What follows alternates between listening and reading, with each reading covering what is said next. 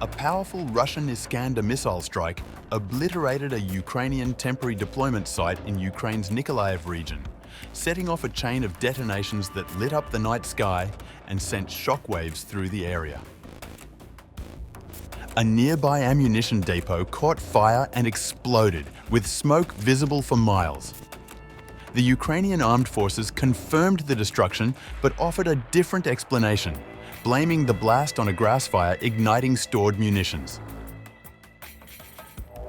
While the battlefield continues to burn, diplomacy between the world's two largest nuclear powers is heating up.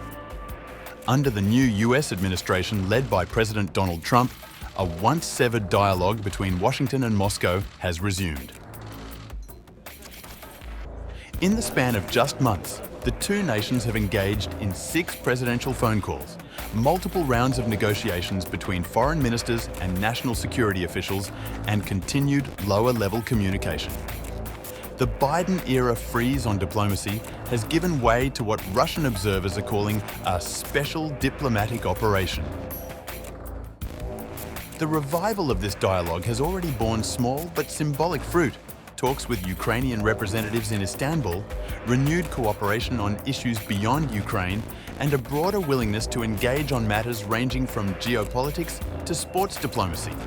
But these are viewed in Moscow as tactical wins, not strategic breakthroughs. The Trump revolution has matured into Trump's own evolution. He's no longer trying to topple the establishment. He's learning to live with it. Despite his campaign rhetoric, Trump is expected to sign a new round of anti-Russian sanctions into law. He may seek flexibility in enforcement, but the legislation will likely proceed, adding another layer of tension to the economic front. Militarily, the Trump administration will complete aid packages authorized under Biden, while Europe, particularly Germany, emerges as Ukraine's primary arms supplier, often buying American weapons for re-export. Crucially, US intelligence support for Ukraine, especially in planning deep strikes inside Russian territory, is expected to continue. That means the battlefield dynamics are unlikely to change dramatically, even with Trump at the helm. Yet Russian officials remain clear-eyed.